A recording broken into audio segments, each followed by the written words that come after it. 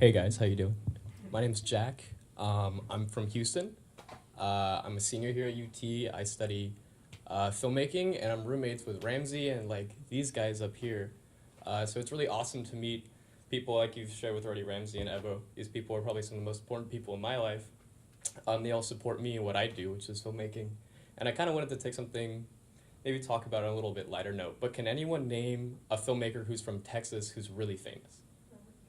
Wes Anderson? Yeah, Wes Anderson. Do you know where Wes Anderson's from? Houston. He is from Houston, and I'm from Houston too. So when I look up at him, he's a big idol to me as someone who can go all the way from Texas to Hollywood, the filmmaking capital of the world, and make movies that everybody loves. But you can kind of see in his movies, I think, something that's inherently Texan. And I think it comes down to these qualities about, even though we're a very, in the worldwide scale of things, we're a very small, tight-knit community, Texans. We all have the same kind of pride, we have the same kind of backgrounds, I think, in terms of like the food we eat, the cities we live in, the sports teams we hate, all that stuff kind of binds us all together.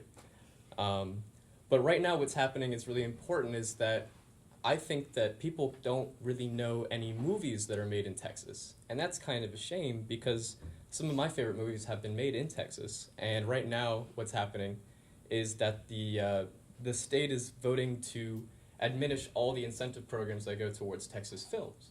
And on the large scale of things, this really doesn't mean much for anyone.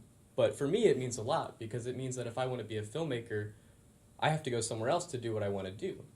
And that means that I can't tell stories about the place I'm from in the place I'm from. I have to take those things and go elsewhere. And if I want to be as big as Wes Anderson, if that was a dream, you can't do that in your own state. And he made such awesome stories about being from Texas. Especially Rushmore was all about his high school years and growing up. And it really gives everyone in the world a perspective about what it was like to be him. And that's so special that people from our state can tell those stories that way. But on a different scale of things, to think about it from a non-selfish perspective, that money that was taken away from movies is going towards women's programs all over the state. And I think that's pretty incredible too. So I think it's interesting how we as a state will take things from, a position of non-value, that we don't value movies, But I think that movies do mean a lot. And I think that our state, even though it may not recognize it right now, I think that we still have the opportunity to show off great stories and to tell great tales through reality, like giving to certain programs and being leaders and financing certain social programs around the state to make us leaders in that scale versus all the other 50 states in the United States.